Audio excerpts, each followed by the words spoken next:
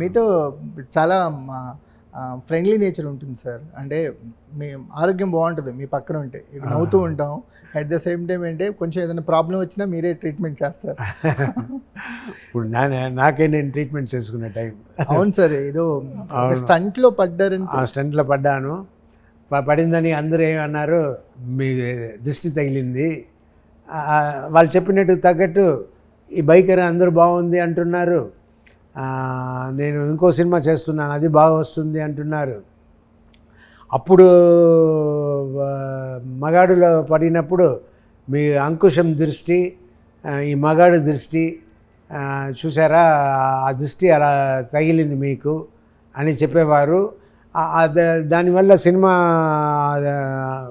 పెద్ద గొప్ప హిట్ అయింది.